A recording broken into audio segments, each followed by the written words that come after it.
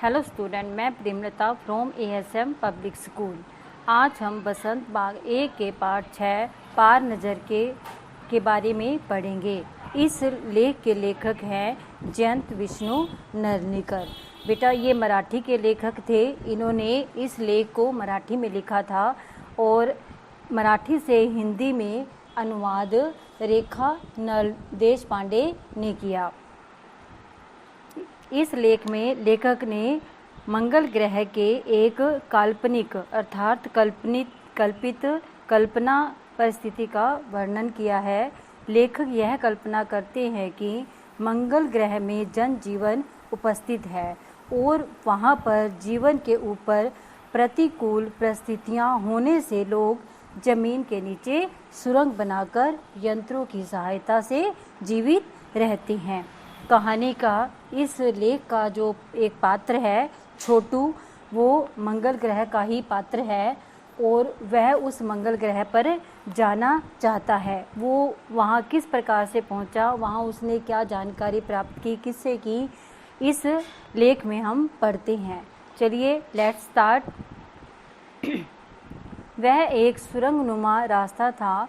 आम आदमी के लिए इस रास्ते से होते हुए जाने की मनाही थी, लेकिन छोटू ने एक दिन अपने पापा का सिक्योरिटी पास लिया और जा पहुंचा सुरंग में। फिर क्या हुआ? अर्थात सुरंगनुमा रास्ता जिसमें किसी को भी जाने की आज्ञा नहीं थी, परमिशन नहीं थी। लेकिन एक दिन जब छोटू के पापा की छुट्टी थी और वो रेस्ट कर रहे थे, तो उन्होंने अपने पापा का सिक्योरिटी पास ले लिया और वो सुरंग में जा पहुंचा। छोटू, कितनी बार कहा है छोटू, कितनी बार कहा है तुमसे कि उस तरफ मत जाया करो। फिर पापा क्यों जाते हैं उस तरफ रोज रोज? पापा को काम पर जाना होता है। रोजाना यही वार्तालाप हुआ करता था। किसके बीच में? छोटू और उसकी माँ के बीच में। उस तरफ एक सुरंगनुमा रास्ता था जो छोटू के पापा इसी सुरंग से होते हुए काम पर जाया करते थे। आम आदमी के लिए इस रास्ते से जाने की मनाही थी, अर्थात उस सुरंगनुमा जो रास्ता था, ठीक है, उससे जो छोटू के पापा थे वो काम पर जाया करते थे। अर्थात जिस तरह से आपके पापा ऑफिस में जाते हैं, उसी तरह से छोटू के पापा भी वहाँ सुरंग के रास्ते से होते हुए अपने काम पर जाया करते थे। बेटा, चंद चुनिंदा लोग ही इस सुरंगनुमा रास्ते का इस्तेमाल कर सकते थे और छोटू के पापा इन्हीं चुनिंदा लोगों में से एक थे। अर्थात उनमें से एक छोटू के पापा भी थे जो वहाँ जाकर के काम करते थे। आज छुट्टी थी और छोटू के पापा घर पर ही आराम फरमा रहे थे।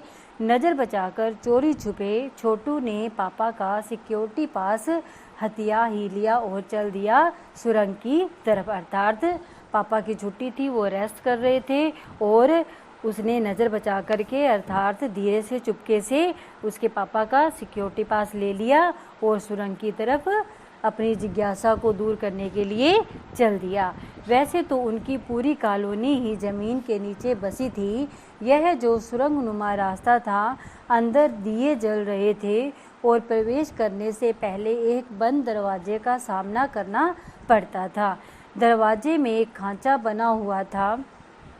छोटू ने खांचे में कार्ड डाला, तुरंत दरवाज़ा खुल गया। अर्थात जिस तरह से हम ATM कार्ड में कार्ड डालते हैं और पासवर्ड डालते हैं और हमारे पैसे हमें कुछ प्रोसेस करने के बाद मिल जाते हैं, उसी प्रकार से उस सुरंगनुमा रास्ते में जाने के लिए उस सिक्योरिटी कार्ड था उसको खांचे में डालना पड़ता था, जिससे वो दरवाज़ा खुलता था। और छोटू को उस दिन वो सिक्योरिटी कार्ड मिल गया था, इसलिए उसने उस कार्ड को उस खांचे में डाल दिया, जिसके डालते ही वो दरवाज़ा खुल गया और सुरंग में वो छोटू प्रवेश कर गया। अंदर वाले खांचे में सिक्योरिटी पास आ पहुंचा था। उसे उठा लिया। कार्ड उठाते ही दरवाज़ा बंद हो गया। छोटू ने चारों तरफ नज़र दौड़ाई। सुरंगनुमा रास्ता वह ऊपर की तरफ जाता था, यानी ज़मीन के ऊपर का सफ़र कर आने का उसे मौका मिल गया था। मगर कहाँ? मौका हाथ लगते ही फिसल गया। सुरंग में जगह जगह लगाए गए निरीक्षक यंत्रों की जानकारी छोटू को नहीं थी, अर्थात जो वहाँ निरीक्षक यंत्र लगाए गए थे उसकी जानकारी छोटू को नहीं थी। मगर छोटू के प्रवेश करते ही पहले निरीक्षक यंत्र ने संदेहास्पद स्थिति दर्शाने वाली हरकत हुई, अर्थात उसके प्रवेश करते ही जो निरीक्षक यंत्र लगा हुआ था उसने संदेश स्थिति दर्शाने वाली हरकत की। इतने छोटे कद का व्यक्ति सुरंग में कैसे आया? दूसरे निरीक्षक यंत्र ने तुरंत छोटू की तस्वीर अर्थात उसकी पिक्चर खींच ली। किसी एक नियंत्रण केंद्र में इस पिक्चर की जांच की गई और खतरे की सूचना दी गई। आगे खतरे की सूचना दी गई। इन सारी गतिविधियों से अनजान, अर्थात ये सारे काम हो चुके हैं, उसकी पिक्चर भी खींच ली गई है, उसके आने की खबर भी उन नियंत्रण को केंद्र को मिल गई है, इसकी जानकारी छोटू को नहीं थी। इन सारी गतिविधियों से अनजान छोटू आगे बढ़ रहा था, अर्थात वो आगे की ओर चल रहा था। तभी जाने कहाँ से सिपाही दौड़े चले आए, छोटू को पकड़कर वापस घर छोड़ आए। घर पर माँ छोटू का इंतजार कर रही थी। बस अब छोटू की खैरियत न थी। छोटू के पापा न होते तो छोटू का बचना मुश्किल था, अर्थात जब सिपाही थे उनको पता लगा तो उन्होंने छोटू को पकड़ के उसके घर छोड़ आए। अगर उसके पापा घर पे नहीं होते तो उसकी माँ से उसकी पिटाई जरूर होती, अर्थात पापा से उसका क्या हो गया, पिटाई से बचाव हो गया। छोड़ो भी, मैं इसे समझा दूंगा सब, फिर वह ऐसी गलती कभी नहीं करेगा। पापा ने छोटू को बचा लिया। बोले, छोटू मैं जहाँ काम करता हूँ न वह क्षेत्र जमीन से ऊपर है।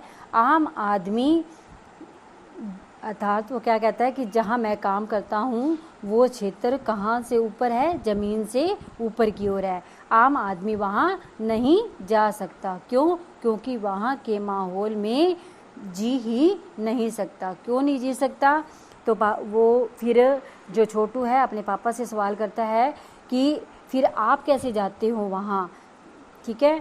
तो उसके पापा क्या कहते हैं, मैं वहाँ एक ख़ास किस्म का स्पेस सूट पहनकर जाता हूँ, अर्थात वहाँ जाने से पहले मैं स्पेस सूट पहनकर जाता हूँ। इस स्पेस सूट से मुझे ऑक्सीजन मिलता है जिससे मैं सांस ले सकता हूँ। इसी स्पेस सूट की वजह से बाहर की ठंड से मैं अपने आप को बचा सकता हूँ। ख़ास किस्म के जूतों की वजह से ज़मीन के ऊपर मेरा चलना मुमकिन होता है, अर्थात इस ख़ास जूतों की वजह से मैं वहाँ की ज़मीन के ऊपर चल सकता हूँ, उसी की वजह से ये पॉसिबल है। ज़मीन के ऊपर चलने फिरने के लिए हमें एक विशेष प्रकार का प्रशिक्षण अर्थात ट्रेनिंग दी जाती है। छोटू सुन रहा था। पापा आगे बताने लगे, एक समय था जब अपने मंगल ग्रह पर सभी लोग ज़मीन के ऊपर ही रहते थे। पापा क्या कहते हैं कि एक समय ऐसा था जब हम सब लोग ही मंगल ग्रह की ज़मीन के ऊपर ही रहते थे, बगैर किसी के यंत्रों की मदद के, अर्थात किसी भी यंत्र की मदद के बिना हम वहाँ उसके मंगल ग्रह के ज़मीन के ऊपर रहते थे, ठीक है? वो बगैर किसी खास किस्म की पोशाक के अर्थात कपड़ों के हमारे पुरखे ज़मीन के ऊपर रहा करते थे। हमारे पूर्वज जो थे वो वहाँ रहा करते थे। लेकिन धीरे धीरे वातावरण में, एनवायरनमेंट में क्या आने लगा, परिवर्तन आने लगा। कई तरह के जीव धरती पर रहा करते थे, एक के बाद वो सब मरने लगे। इस परिवर्तन की जड़ में था सूरज। इस परिवर्तन की जड़ में क्या था? सूरज, अर्थात ये जो सब परिवर्तन हुआ वो किसकी वजह से हुआ? सूरज की वजह से।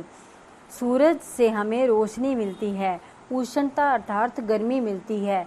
इन्हीं तत्वों से जीवों का पोषण होता है। सूरज में परिवर्तन होते ही यहाँ का प्राकृतिक संतुलन बिगड़ गया, अर्थात नेचर में जो संतुलन था वो बिगड़ गया। प्रकृति के बदले हुए रूप का सामना करने में पशु पक्षी, पेड़ पौधे व अन्य जीव जो थे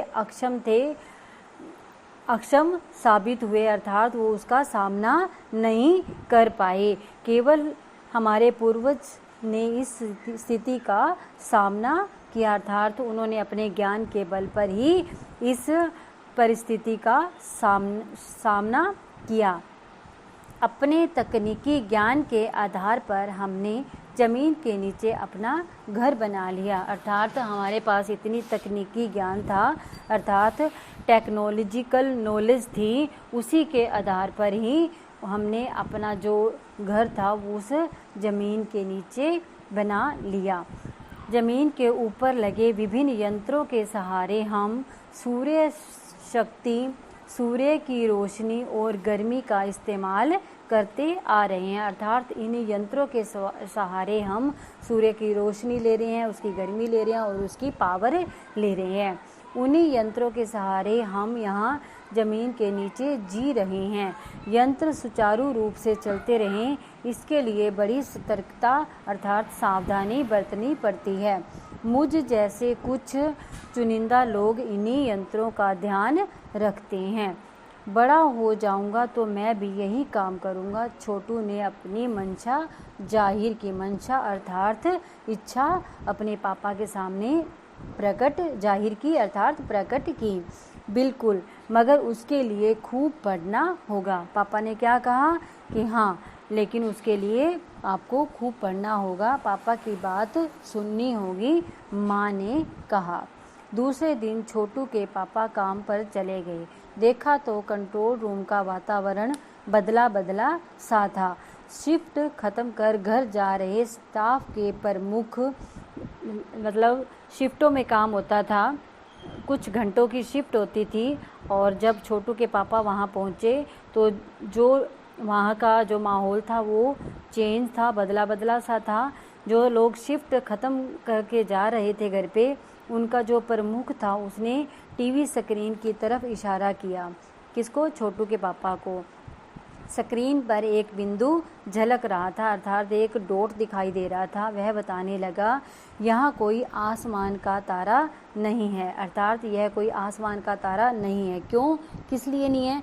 क्योंकि कंप्यूटर से पता चल रहा है कि यह अपनी जगह अड़िग नहीं है। पिछले कुछ घंटों के दौरान इसने अपनी जगह बदली है।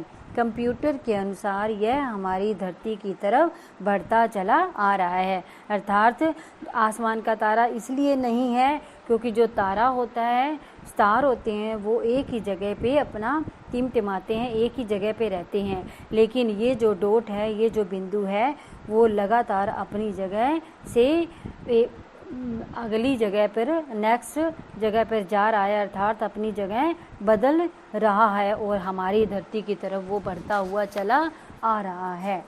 Yes, page number 37। अंतरिक्ष यान तो नहीं है, छोटू के पापा ने अपना संदेह प्रकट किया। ठीक है, संदेह हमें भी है, आप अब इस पर बराबर ध्यान रखिएगा। अर्थात वो तो जा रहे थे तो उन्होंने क्या किया, कहा कि शक तो हमें भी है, संदेह अर्थात शक तो हमें भी है, ठीक है, कि अंतरिक्ष यान नहीं है, लेकिन आप इस पर बराबर ध्यान रखोगे। छोटू के पापा सोच में डूब गए। क्या सचमुच अंतरिक्ष यान होगा? कहाँ से आ रहा होगा? सौर मंडल में हमारी पृथ्वी के अलावा और कौन से ग्रह पर जीवों का अस्तित्व होगा, अर्थात जीवन होगा? कैसे हो सकता है? और अगर होगा भी तो क्या इतनी प्रगति कर चुका होगा कि अंतरिक्ष यान छोड़ सके, अर्थात अगर इस अंतरिक्ष धरती पर हमारे अलावा किसी और का भी जनजीवन है, तो क्या वो इतना सक्षम हो चुका है कि यहाँ अंतरिक्ष यान को छोड़ सके? वैसे तो हमारे पूर्वज ने भी अंतरिक्ष यानों, उपग्रहों का प्रयोग किया था, मगर अब हमारे लिए यह असंभव है, अर्थात इम्पॉसिबल है। उसके लिए आवश्यक मात्रा में ऊर्जा तो हो। काश इस नए मेहमान को नज़दीक से देखा जा सकता।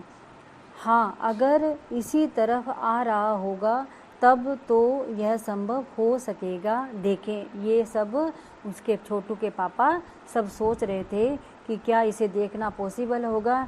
हाँ, अगर ये हमारे नज़दीक आ जाए तो शायद हम इसको देख सकते हैं। अब अंतरिक्ष यान से एक यांत्रिक हाथ बाहर निकला, अर्थात यांत्रिक हाथ, कंप्यूटराइज हाथ जो है बाहर निकला। हर पल उसकी लंबाई बढ़ती ही जा रही थी। छोटू के पापा ने अवलोकन जारी रखा, अर्थात उसका निरीक्षण जारी रखा। कॉलोनी के प्रबंध समिति की सभा बुलाई गई। अध्यक्ष भाषण दे रहे थे। हाल ही में मिली जानकारी से पता चलता है कि 2 अंतरिक्ष यान हमारे मंगल ग्रह की तरफ बढ़ते चले आ रहे हैं। अर्थात कॉलोनी में प्रबंध समिति की बैठक, सभा बुलाई गई, मीटिंग बुलाई गई, जहां अध्यक्ष भाषण दे रहे थे और कह रहे थे कि अभी जो जानकारी मिली है उससे पता चलता है कि अंतरिक्ष यान जो है हमारे मंगल ग्रह की तरफ आ रहे हैं। कितने? 2। ठीक है, इनमें से एक अंतरिक्ष यान हमारे इर्द गिर्द चक्कर काट रहा है, अर्थात हमारे आसपास चक्कर काट रहा है। कंप्यूटर के अनुसार ये अंतरिक्ष यान नज़दीक के ही किसी ग्रह से छोड़े गए हैं, अर्थात पास के ही किसी ग्रह से छोड़े गए हैं। ऐसी हालत में हमें क्या करना चाहिए? इसको कोई सुनिश्चित योजना बनानी चाहिए, अर्थात ऐसे हालत में, ऐसी कंडीशन में हमें क्या करना चाहिए? हमें इसकी कोई सुनिश्चित पक्की योजना बनानी चाहिए। नंबर 1, आपका क्या ख्याल है? वो पूछते हैं। कॉलोनी की सुरक्षा की पूरी जिम्मेदारी नंबर 1 पर थी। ठीक है, इसलिए वो नंबर 1 से क्वेश्चन पूछते हैं कि क्या करना चाहिए। तो उन्होंने कुछ कागज़ समेटते हुए बोलना प्रारंभ किया।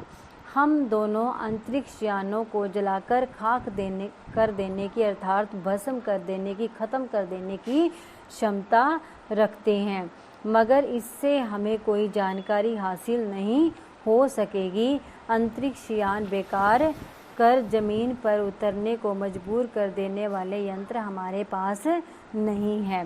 वो क्या कहता है कि हम इसको जलाकर खाक कर देने की क्षमता रखते हैं, लेकिन इससे हमें कोई जानकारी तो प्राप्त नहीं होगी। ठीक है, अंतरिक्ष यान बेकार ज़मीन करके ज़मीन पर उतरने के लिए मजबूर तो हो जाएगा, लेकिन हमारे पास ऐसे यंत्र नहीं हैं। हालांकि अगर ये अंतरिक्ष यान खुद ब खुद जो है ज़मीन पर, अर्थात स्वयं ज़मीन पर उतरते हैं, तो उन्हें बेकार कर देने की क्षमता हम में अवश्य है। अर्थात अगर वो खुद स्वयं ज़मीन पर उतर जाते हैं तो हम उसको बेकार कर पाएंगे, अर्थात इतनी क्षमता इसमें, हमारे में इतनी पावर ज़रूर है। मेरी जानकारी के अनुसार इन अंतरिक्ष यानों में सिर्फ यंत्र हैं, किसी तरह के जीव इनमें सवार नहीं है। ये कौन कहता है? नंबर 1। नंबर 1 की बात सही लगती है। नंबर 2 एक वैज्ञानिक थे। अब नंबर 2 की बारी आती है, जो कौन थे? वैज्ञानिक थे। वे बोले, हालांकि यंत्रों को बेकार कर देने में भी खतरा है, अर्थात वो क्या कह रहे हैं कि इसके अंदर जो यंत्र लगे हुए हैं उसको बेकार कर देने में भी खतरा है। इनके बेकार होते ही दूसरे ग्रह के लोग हमारे बारे में जान जाएंगे, अर्थात तो उनको हमारे बारे में पता चल जाएगा। इसलिए मेरी राय में हमें सिर्फ अवलोकन करते रहना चाहिए, अर्थात इसका निरीक्षण करते रहना चाहिए। जहाँ तक हो सके हमें अपने अस्तित्व को छिपाए ही रखना चाहिए, अर्थात हमारे जीवन को हमें इनसे छिपा कर के ही रखना चाहिए, क्योंकि हो सकता है जिन लोगों ने अंतरिक्ष यान भेजे हैं वे कल को इनसे भी बड़े सक्षम अंतरिक्ष यान भेजें। हमें यहाँ का प्रबंध कुछ इस तरह रखना चाहिए जिससे इन यंत्रों को यह गलतफहमी हो कि इस ज़मीन पर कोई भी चीज़ इतनी महत्वपूर्ण नहीं है कि जिससे वे लाभ उठा सके। ठीक है। अब वो जो वैज्ञानिक थे नंबर 2, वो ये सब बात कहते हैं कि हमें अपना अस्तित्व को छिपा करके रखना चाहिए, इनको कोई जानकारी हमारे बारे में नहीं लगनी चाहिए, ताकि वो हमारे से कोई भी लाभ ना उठा सकें। ठीक है। अध्यक्ष महोदय से मैं दरख्वास्त अर्थात निवेदन करता हूँ कि इस तरह का प्रबंध हमारे यहाँ किया जाए। नंबर 3 सामाजिक व्यवस्था का काम देखते हैं। जो नंबर 3 है वो सामाजिक व्यवस्था का काम देखते हैं। उनकी बात के जवाब में अध्यक्ष कुछ बोलने जा ही रहे थे कि फ़ोन की घंटी बजी, अर्थात उनके पक्ष में के जवाब में अध्यक्ष कुछ बोलने अर्थात कहने ही जा रहे थे कि फ़ोन की घंटी बज उठी। अध्यक्ष ने चोगा उठाया अर्थात रिसीवर उठाया। 1 मिनट बाद सभा को संबोधित करते हुए उन्होंने कहा, भाइयों, अंतरिक्ष यान क्रमांक 1 हमारी ज़मीन पर उतर चुका है, अर्थात 2 थे, 2 में से 1 हमारी ज़मीन पर उतर चुका है, अर्थात नीचे आ चुका है। एक दिन छोटू के लिए बड़ा ही महत्वपूर्ण दिन था। पापा उसे कंट्रोल रूम में ले गए। यहाँ से अंतरिक्ष यान क्रमांक 1 साफ नज़र आ रहा था, अर्थात जो ज़मीन पर उतरा था वो वहाँ से उनको बिल्कुल क्लियर नज़र आ रहा था। कैसा अजीब लग रहा है यहाँ, इसके अंदर क्या होगा पापा? छोटू ने पूछा। अभी नहीं बताया जा सकता, दूर से ही उसका निरीक्षण जारी है, अर्थात उसकी जांच दूर से ही हो रही है। उस पर बराबर हमारा ध्यान है और उसके हर अंग पर हमारा नियंत्रण है, अर्थात कंट्रोल है। वक्त आने पर ही हम अगला कदम उठाएंगे, छोटू के पापा ने बताया। उन्होंने छोटू को एक कंसोल दिखाया जिस पर कई बटन लगे थे। अब अंतरिक्ष यान से एक यांत्रिक हाथ बाहर निकला। हर पल उसकी लंबाई बढ़ती ही जा रही थी, अर्थात जो यांत्रिक हाथ था वो बाहर जो निकला उसकी जो लंबाई थी वो बढ़ता ही जा रहा था। शायद वह जमीन तक पहुंचकर मिट्टी उकेर लेना चाहता था।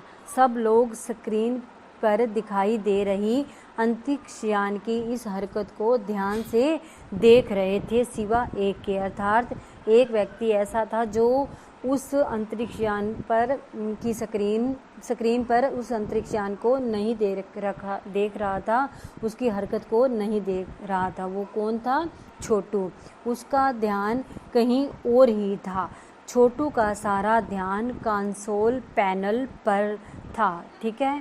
कंसोल का एक बटन दबाने की अपनी इच्छा को वह रोक नहीं पाया, अर्थात उस कंसोल पैनल पर अलग अलग बटन थे, उसमें एक लाल रंग का भी बटन था। वह लाल बटन उसे बरबस अपनी तरफ खींच रहा था, अर्थात वो उसे अपनी तरफ आकर्षित कर रहा था। और सहसा खतरे की घंटी बजी। अचानक खतरे की घंटी बज उठी। सबकी निगाहें कंसोल की तरफ मुड़ी, अर्थात जो कंसोल था उसकी तरफ सभी ने मुड़ करके देखा। पापा ने छोटू को अपनी तरफ खींचते हुए एक झापड़ रसी दिया, अर्थात जोर से एक थप्पड़ लगा दिया और बटन को पूर्व स्थिति में ला रखा, अर्थात जब थप्पड़ मारने के बाद उस बटन को जैसा पहले था वैसे ही एज इट इज उसको कर दिया। मगर उस तरफ अब अंतरिक्ष यान के उस यांत्रिक हाथ की हरकत सहसा रुक गई थी और यंत्र बेकार हो गया था। उधर पृथ्वी की national aeronautics and space administration अर्थात नासा द्वारा प्रस्तुत वक्तव्य ने सबका ध्यान अपनी तरफ आकर्षित कर लिया। वो वक्तव्य क्या था देखते हैं। मंगल की धरती पर उतरा अंतरिक्ष यान वाइकिंग अपना निर्धारित कार्य कर रहा है। ठीक है कि मंगल ग्रह की धरती पर जो वाइकिंग यान उतरा हुआ है वो अपना काम कर रहा है।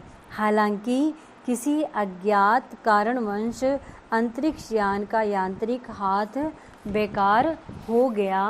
नासा के टेक्नीशियन जो वहाँ के टेक्नीशियन थे, इस बारे में जांच कर रहे हैं तथा इस यांत्रिक हाथ को दुरुस्त करने का प्रयास भी कर रहे हैं, अर्थात उसको ठीक करने का प्रयास भी कर रहे हैं ताकि वो दोबारा से काम करने के लिए लग जाए। इसके कुछ दिनों बाद पृथ्वी के सभी प्रमुख अखबारों में छपा। क्या छपा? नासा के तकनीशियनों को रिमोट कंट्रोल के सहारे वाइकिंग को दुरुस्त करने में सफलता मिली।